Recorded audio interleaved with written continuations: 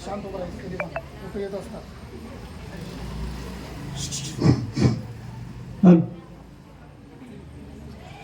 लहानांचा पालन करता, तरुणांचा साथीदार, वडीलधाऱ्याचा आधारस्तंभ,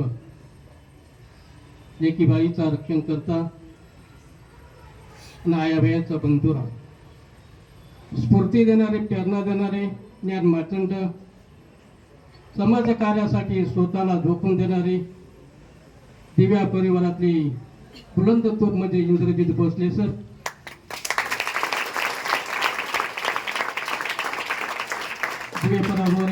दिव्या क्लासेस मध्ये सर्व शिक्षक, विद्यार्थी बंधू आणि भगिनी, उसाचा कोडक्यांचा धोरांचा गोड वास आला की जुन्या आठवणी जागे होतात. विश्वास नावाचा एकदा पक्षी उडाला की तो पुन्हा बसत नाही. मोडलेल्या घरट्यात पाखरं कधी फिरत नाही. या घरट्यातून पिल्लू उडालं घेऊन दिव्या शक्ती, या घरट्यातून पिल्लू उडालं घेऊन दिव्या शक्ती, आकाशाला झेप असावी उंबरट्यावर भक्ती, उंबरट्यावर भक्ती. विद्यार्थी मित्रांनो, आपलं कार्य साध्य करण्यासाठी, आपलं कर्तृत्व निर्माण करण्यासाठी, आई वडिलांचं गुरुचं स्वप्न पूर्ण करण्यासाठी विद्यार्थी हा जीवनाच्या विविध क्षेत्रामध्ये गगन भरारी घेत असतो. अशीच गगन भरारी घेणाऱ्या विद्यार्थ्यांना मला सांगायचे, विद्यार्थी मित्रांनो, अवकाशामध्ये चिमणी, कावळे आणि कबूतर उडतातच, परंतु आकाशामध्ये गगन भरारी घेण्याचं सामर्थ्य मात्र गरुडामध्ये असतं. अशीच गरुड भरारी घेणाऱ्या विद्यार्थ्यांना मला म्हणायचे, अरे उडत्या पाखराला परतीची तमा नसावी, नजरेसमोर नवीन दिशा असावी. घरच्याचं काही बांधताही केव्हाही, परंतु शेतीच्या पलीकडे झेप घेण्याची मात्र जिद्द असेल. अशीच जिद्द, चिकाटी मेहनत आणि उत्तुंग इच्छाशक्ती असेल तर असं कुठलंच क्षेत्र नाही की त्या क्षेत्रामध्ये आपल्याला हार पत्करावं लागेल.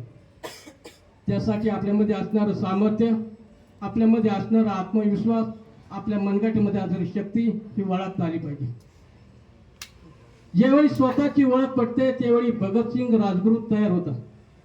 ज्यावेळी स्वतःची ओळख पडते त्यावेळी शिवराय छत्रपती तयार होता. 16व्या वर्षी शिवरायांनी 16व्या वर्षी पहिला तोरण जिंकला आणि स्वराज्याचं पहिलं तोरण बांधलं. 13व्या वर्षी भूत शिका, नाकी शिका, नायिका भेद, सुसंस्कृत विद्वान पंडित, लढावा यथा, शियांचा चावा संभाजी राजे यांनी निर्मिती केली. जगावे कसं हे शिवाजी राजांनी शिकवलं आणि मरावे कसं हे संभाजी राजांनी शिकवलं. पण आपण शिवरायांचे मावळे झालो, संभाजी राजांची छावाबी झालो. संभाजी राजांची छावाबी झालो. रायगड फक्त सिंहासन नव्हतं, ते स्वराज्याचा एक श्वास होता. तोरणं फक्त तटबंदी नव्हती, ती स्वराज्याची एक शपथ होती.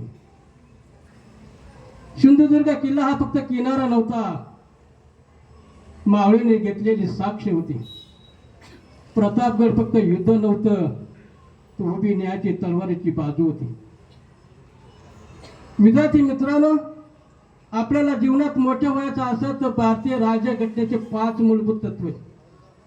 आपल्याला एखाद्या गोष्टीचं विश्लेषण करायचं असेल तर आपल्याजवळ भौतिक क्षमता पाहिजे, गणिती बुद्धी पाहिजे, संभाषण कौशल्य पाहिजे, संविधानशीलता पाहिजे आणि 5 नंबरचं म्हणजे धाडस पाहिजे. महात्मा फुल्यासारखा महात्मा, पांडवासारखा धर्मात्मा, एकलव्यासारखा एकनिष्ठ, बाजीप्रभू सारखा स्वामीनिष्ठ, संभाजी राजेसारखा धर्मनिष्ठ, अहिल्याबाई सारखे नेतृत्व, जिजाबाईसारखे नेतृत्व आणि झाशीच्या राणीसारखे नेतृत्व, तुकोबारायासारखा संत, नाथरायासारखा पंत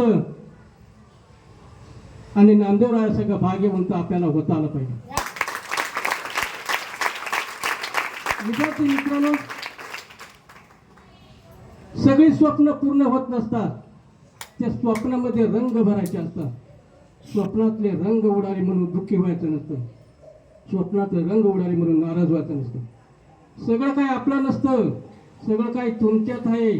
प्रयत्न करायला शिका, जे तुमच्यात नाही ते मिळवायला शिका. अपयशाची पायरी आहे ती पाचवायला शिका. त्यातूनच तुमच्या जाते घडते भविष्य. मग कळून येते किती सुंदर आहे आयुष्य. प्रयत्नाच्या बळावर तुम्ही सर करू शकता शिखर. तिथं लात मारी तिथं पाणी काढी ठेवा जिगर. दुर्गम करा वेदनेची ठेवा दुर्दर्भ असेल आशा. मग येणारच नाही तुमच्याजवळ निराशा. एकलव्य आहात तुम्ही आहात, तुमच्यासमोर द्रोणाचार्य आहेत. तुम्ही आलेल्या संधीचं नक्की तुम्ही सोनं करायला शिका. विद्यार्थी मित्रांनो, एक congress is a power. Congress is a power. बुद्धिमत्ता एक ताकद आहे. A positive things is the seed a positive result. आपण सकारात्मक विचार जर केला तर सकारात्मक रिझल्ट मिळतो. You can break but not bend. तुम्ही मोडू शकता पण वाकू शकत नाही. Is not in slow. विचार हळूहळू करा, कृती जलद करा. फुलांच्या पायगड्यावर चालताना काटे टोचले तर सहन करायला शिका. काट्याला फक्त टोचणं माहीत असतं पण वेचणं कळतं. तेव्हा आपण पंख पसरून उडायला शिका. पण मध्येच नीती बाण मारते तेव्हा जखम चोळत बसू नका. दोन चार पिसं गाळून टाका, पुन्हा उगवती, पुन्हा नव्याने उडायला शिका. पण पावलाचे ठसे कुठेही जाऊ व कुठेही उमटून देऊ नका. विद्यार्थी मित्रांनो, तुम्हाला एकच संदेश देतो.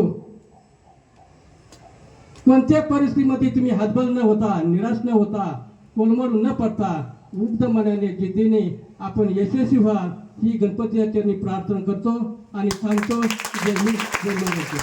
आणि या ठिकाणी